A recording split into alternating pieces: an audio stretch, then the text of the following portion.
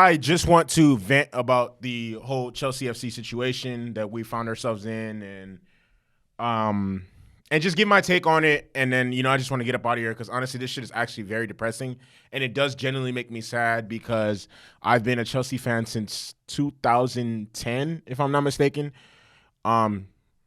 Which is also when I fell in love with soccer. I fell in love with soccer around the 2010 World Cup, which in my opinion is still to date one of the greatest, not one of the greatest World Cup I've ever watched.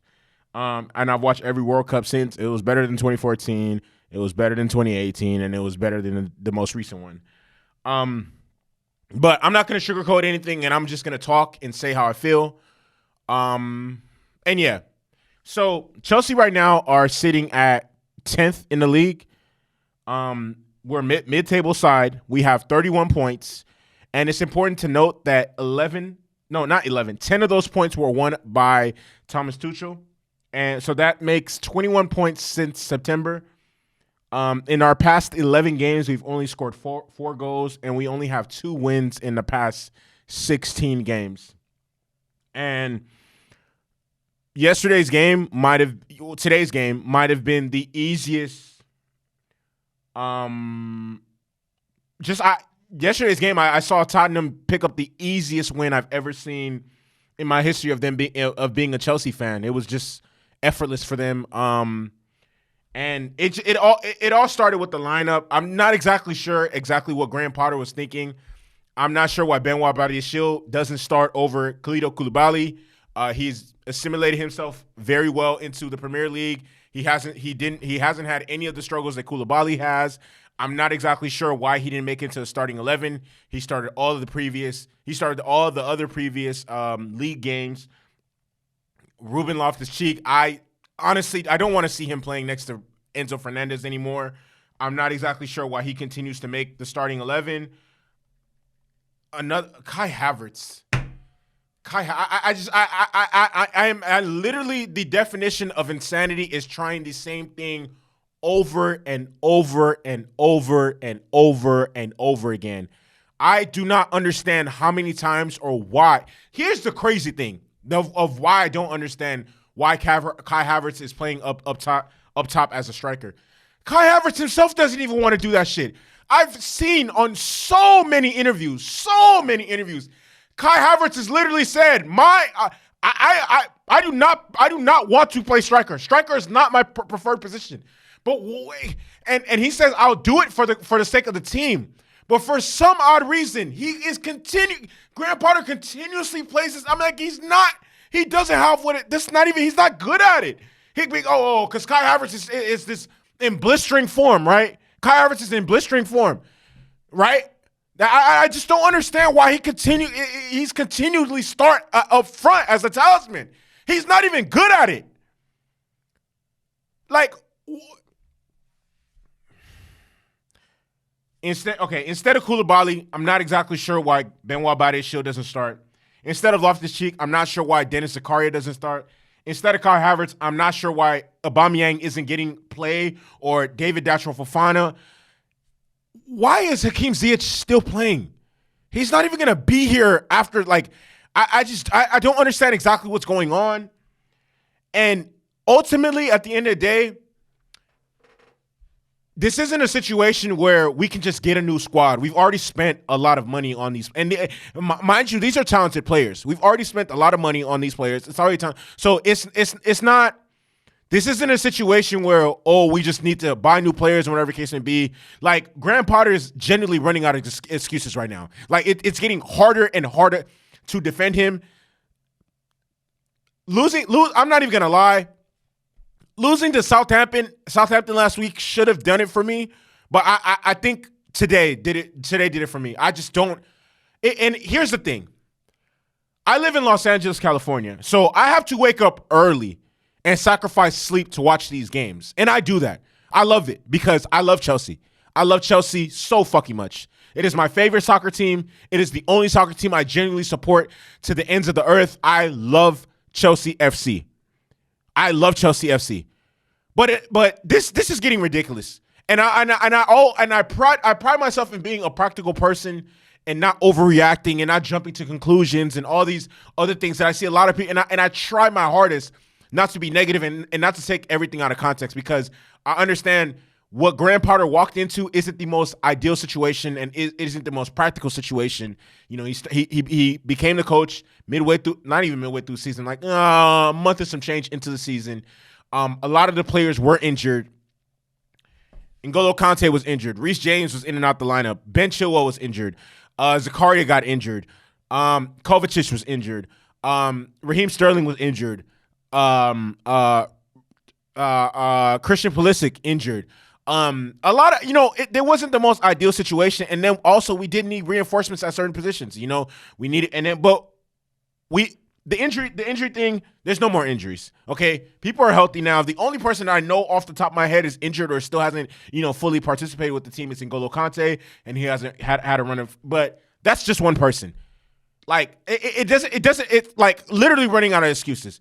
Okay, the transfer window. Okay, yeah, you have some, you're integrating new pieces. The squad is bloated or whatever the case may be.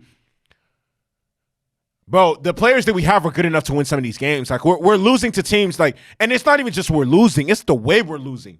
Like, literally, after we conceded our first goal, I said this game's probably over. If Chelsea don't score first, I don't see a way. Like, I can't imagine it.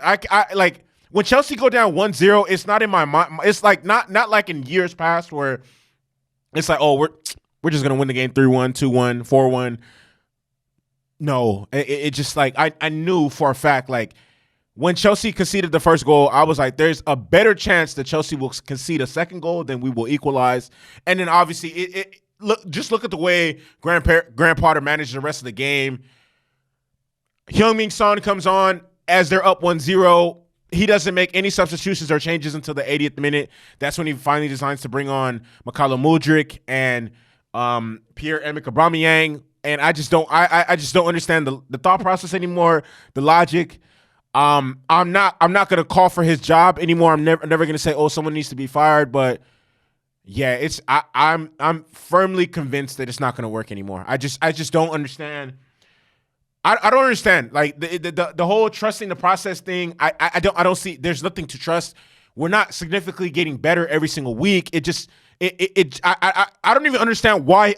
There's so many things about Graham Potter and his philosophy and his tactics and his man management that I just don't understand. And granted, I understand it's not the most ideal situation. He is dealing with a bloated squad, whatever the case may be, bro.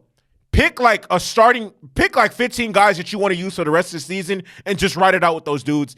Everyone else, it doesn't matter, bro. You're just not going to play. I don't think like, we're out of every single competition. We're not in the FA Cup anymore. Manchester United just won the Carabao Cup. I don't know. I don't know. I don't know exactly what's going to happen with the Champions League.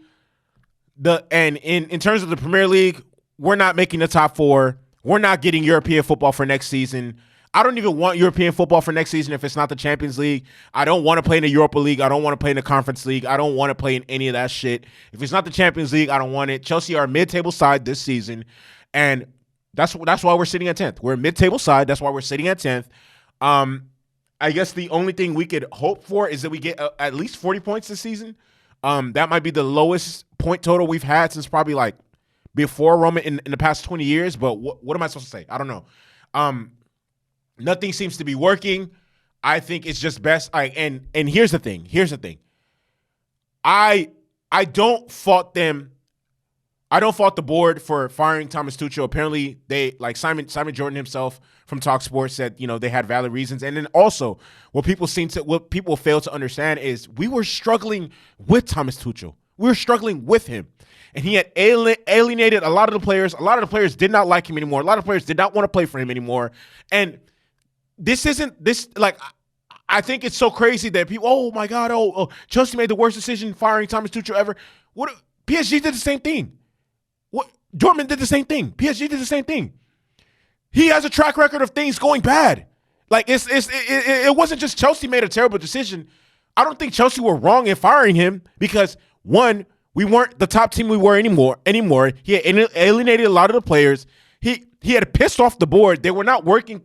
And then at the end of the day, when you buy an asset as valuable as Chelsea, I think Before people start, oh, we made a horrid. You have the right to get the coach that you want to get in. You have the right to hire who you want. When you spend billions of dollars on an asset, you can then move with that asset how you feel fit and appropriate to better that asset and to increase the value. If they wanted to fire Thomas Tuchel, God fucking right, they had the right to. Okay, I trust Todd Bowley. I personally trust Todd Bowley. I live in Los Angeles, California, where his Los Angeles Dodgers reside. I've seen the works that he's able to do, and people go, this is not baseball. I don't give a fuck about it's not baseball. Professional sports is professional sports. Okay, if you can do that, you can do anything. Okay, and the crazy thing is, people are gonna, are we not forgetting that everybody essentially spoke highly of this guy and wanted him as the next coach for Chelsea? It just didn't work out. It is what it is. It's time to. It didn't work out, okay? So the notion that, grandpa, no, everybody, English media, everyone thought that this guy would work at Chelsea. Literally. Go look back at the tape. Literally, everyone said, he's the next guy in line. He's the English manager. Look what he's done at Brighton. He's whatever. He's all this stuff. It just has not worked at Chelsea for a various multitude of reasons. I don't know what to do because at this point, it's what can we do? What exactly can we do? Like, an interim manager, okay, then what? Like, are we like, it's really hard because it's like, he's just not, man. My only thing is, I'm not opposed to him being fired, him being let go, him being sacked. But it's like, bro, we can't make two bad hires. If we're gonna sack him, and if they're eventually going to do that, which I honestly don't think they will, I think for them to sack him, he would have to get not even relegated. He would have to get near the relegation zone. If Chelsea finished like 15th, 16th, 17th, oh yeah, he's out of here. I think we've already accumulated enough points to not get that far down. But my only thing is, if he does get sacked, who do we replace him with? Who's going to come in and fix the team? I don't know Graham Potter well, but it's just like the proof is in the pudding, man. Honestly, like it isn't even about losing. It's the way we're losing. Like why are we not scoring? We're not scoring anything. This is odd. Like and for those, I don't want to hear about the trust the process, Mikel Arteta. First of all, the squad that Mikel Arteta inherited was terrible. At the bare minimum. Like, this squad is way better than what Mikel Arteta inherited. On top of Mikel Arteta inheriting a terrible squad, we spent so much money in such a short amount of time to where, bro, we bought world-class players. So that's not first of all, that's not an excuse because, like, you guys want to talk about, Mikel Arteta, like, they finished 8th twice. Do you honestly think that Chelsea, like, the board is going to stand for finishing 8th twice in a year after spending almost $500 million? You must be out your fucking mind. You know what? It doesn't seem like it's no longer split anymore. It seems like at this point everybody wants Graham Potter gone, and I'm all for it and I'm on board with it. But we just have to get the next hire correct. That's it because it seemed like Graham Potter was going to be the perfect guy for it, but I don't know, man. I actually don't know what to say anymore. It's really disappointing and depressing. And like I said, I've been a Chelsea fan for such a long time, and these are probably some of the darkest days I've ever. I thought the 15-16 season was terrible. Oh my God. Oh, this is bad. This is fucking bad. Like, this is really bad. No top 4. We're not getting that. I don't know.